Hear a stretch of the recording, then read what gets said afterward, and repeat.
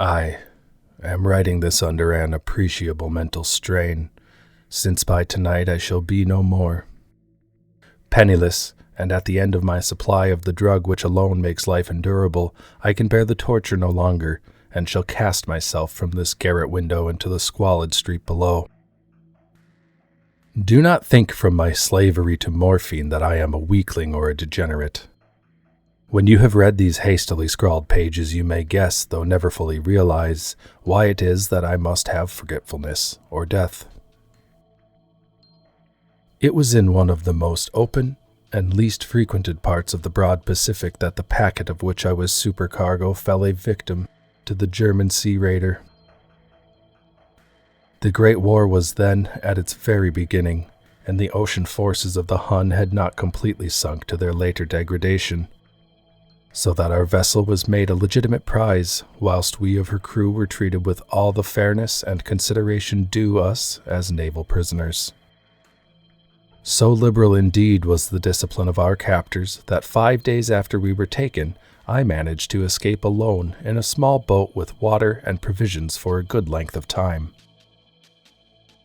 When I finally found myself adrift and free, I had but little idea of my surroundings.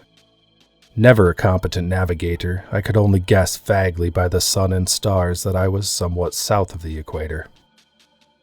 Of the longitude I knew nothing, and no island or coastline was in sight.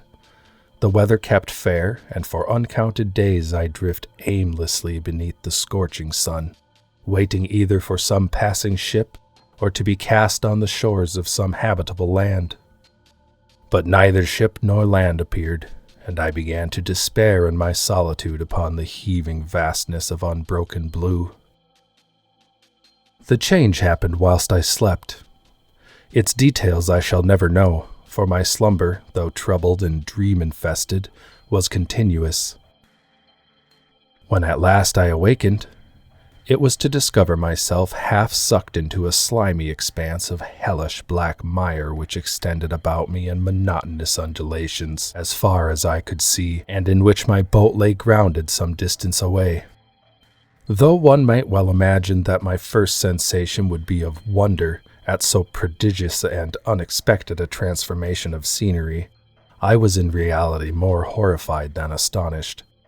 For there was in the air and in the rotting soil a sinister quality which chilled me to the very core. The region was putrid with the carcasses of decaying fish and of other less describable things which I saw protruding from the nasty mud of the unending plain. Perhaps I should not hope to convey in mere words the unutterable hideousness that can dwell in absolute silence and barren immensity. There was nothing within hearing, and nothing in sight save a vast reach of black slime. Yet the very completeness of the stillness and the homogeneity of the landscape oppressed me with a nauseating fear. The sun was blazing down from a sky which seemed to me almost black in its cloudless cruelty, as though reflecting the inky marsh beneath my feet. As I crawled into the stranded boat, I realized that only one theory could explain my position. Through some unprecedented volcanic upheaval, a portion of the ocean floor must have been thrown to the surface, exposing regions which for innumerable millions of years had lain hidden under unfathomable watery depths. So great was the extent of the new land which had risen beneath me that I could not detect the faintest noise of the surging ocean, strain my ears as I might. Nor were there any seafowl to prey upon the dead things. For several hours I sat thinking or brooding in the boat, which lay upon its side and afforded a slight shade as the sun moved across the heavens. As the day progressed, the ground lost some of its stickiness, and seemed likely to dry sufficiently for traveling purposes in a short time. That night I slept but little, and the next day I made for myself a pack containing food and water, preparatory to an overland journey in search of the vanished sea and possible rescue. On the third morning I found the soil dry enough to walk upon with ease. The odor of the fish was maddening, but I was too much concerned with graver things to mind so slight an evil, and set out boldly for an unknown goal. All day I forged steadily westward, guided by a faraway hummock which rose higher than any other elevation on the roiling desert. That night I encamped, and on the following day still traveled toward the hummock, though that object seemed scarcely nearer than when I had first spied it. By the fourth evening I attained the base of the mound, which turned out to be much higher than it had appeared from a distance, an intervening valley setting it out in sharper relief from the general surface. Too weary to ascend, I slept in the shadow of the hill. I know not why my dreams were so wild that night, but ere the waning and fantastically gibbous moon had risen far above the eastern plain, I was awake in a cold perspiration, determined to sleep no more. Such visions as I had experienced were too much for me to endure again. And in the glow of the moon I saw how unwise I had been to travel by day. Without the glare of the parching sun, my journey would have cost me less energy. Indeed, I now felt quite able to perform that ascent which had deterred me at sunset. Picking up my pack, I started for the crest of the eminence. I have said that the unbroken monotony of the rolling plains was a source of vague horror to me, but I think my horror was greater when I gained the summit of the mound and looked down the other side into an immeasurable pit or canyon whose black recesses the moon had not yet soared high enough to illuminate. I felt myself on the edge of the world, peering over the rim into a fathomless chaos of eternal night. Through my terror ran curious reminiscences of Paradise Lost and of Satan's hideous climb through the unfashioned realms of darkness. As the moon climbed higher in the sky, I began to see that the slopes of the valley were not quite so perpendicular as I had imagined. Ledges and outcroppings of rock afforded fairly easy footholds for a descent, whilst after a drop of a few hundred feet, the declivity became very gradual. Urged on by an impulse which I cannot definitively analyze, I scrambled with difficulty down the rocks and stood on the gentler slope beneath, gazing into the Stygian deeps where no light had yet penetrated. All at once my attention was captured by a vast and singular object on the opposite slope, which rose steeply about 100 yards ahead of me, an object that gleamed whitely in the newly bestowed rays of the ascending moon. That it was merely a gigantic piece of stone I soon assured myself, but I was conscious of a distinct impression that its contour and position were not altogether the work of nature. A closer scrutiny filled me with the sensations I cannot express, for despite its enormous magnitude and its position in an abyss which had yawned at the bottom of the sea since the world was young, I perceived beyond a doubt that the strange object was a well-shaped monolith, whose massive bulk had known the workmanship and perhaps the worship of living and thinking creatures. Dazed and frightened, yet not without a certain thrill of the scientist or the archaeologist's delight, I examined my surroundings more closely. The moon, now near the zenith, shone weirdly and vividly above the towering steeps that hemmed in the chasm, and revealed the fact that a far-flung body of water flowed at the bottom, winding out of sight in both directions, and almost lapping my feet as I stood on the slope. Across the chasm, the wavelets washed the base of the cyclopean monolith, on whose surface I could now trace both inscriptions and crude sculptures. The writing was in a system of hieroglyphics unknown to me, and unlike anything I had ever seen in books, consisting for the most part of conventionalized aquatic symbols such as fishes, eels, octopi, crustaceans, mollusks, whales, and the like. Several characters obviously represented marine things which are unknown to the modern world, but whose decomposing forms I had observed on the ocean-risen plain. It was the pictorial carving, however, that did most to hold me spellbound. Plainly visible across the intervening water on account of their enormous size were an array of bas-reliefs, whose subjects would have excited the envy of a Doré.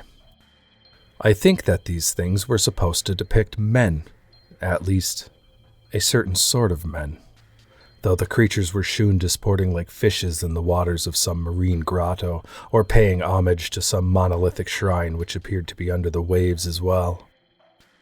Of their faces and forms I dare not speak in detail, for the mere remembrance makes me grow faint. Grotesque beyond the imagination of a Poe or a Bulwer, they were damnably human in general outline despite webbed hands and feet, shockingly wide and flabby lips, glassy, bulging eyes, and other features less pleasant to recall.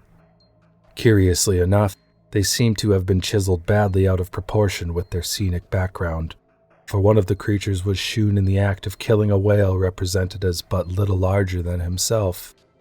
I remarked, as I say, their grotesqueness and strange size, but in a moment decided that they were merely the imaginary gods of some primitive fishing or seafaring tribe. Some tribe whose last descendant had perished eras before the first ancestors of the Piltdown or Neanderthal man was born. Awestruck at this unexpected glimpse into a past beyond the conception of the most daring anthropologist, I stood musing whilst the moon cast queer reflections on the silent channel before me. Then suddenly I saw it. With only a slight churning to mark its rise to the surface, the thing slid into view above the dark waters. Vast, polyphemus-like and loathsome, it darted like a stupendous monster of nightmares to the monolith about which it flung its gigantic scaly arms, the while it bowed its hideous head and gave vent to certain measured sounds. I think I went mad then. Of my frantic ascent to the slope and cliff, and of my delirious journey back to the stranded boat I remember little. I believe I sang a great deal and laughed oddly when I was unable to sing.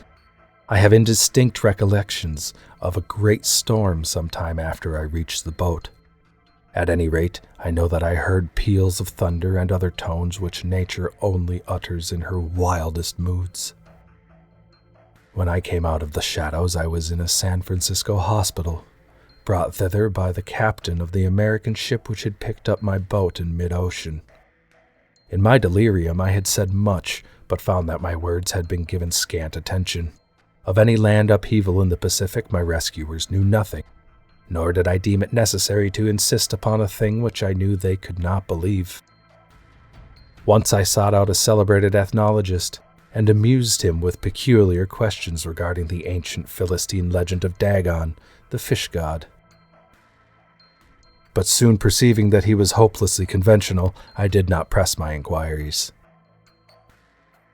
It is at night, especially when the moon is gibbous and waning, that I see the thing. I tried morphine, but the drug has given only transient surcease, and has drawn me into its clutches as a hopeless slave. So now I am to end it all, having written a full account for the information, or the contemptuous amusement of my fellow men. Often I ask myself if it could not all have been a pure phantasm, a mere freak of fever as I lay sun-stricken and raving in the open boat after my escape from the German man-of-war. This I ask myself, but ever does there come before me a hideously vivid vision in reply. I cannot think of the deep sea without shuddering at the nameless things which may at this very moment be crawling and floundering on its slimy bed, worshipping their ancient stone idols and carving their own detestable likenesses on submarine obelisks of water-soaked granite. I dream of a day when they may rise above the billows to drag down in their reeking talons the remnants of puny, war-exhausted mankind. Of a day when the land shall sink and the dark ocean floor shall ascend amidst universal pandemonium. The end is near. I hear a noise at the door, as of some immense slippery body lumbering against it. It shall not find me, God, that hand, that window, the window!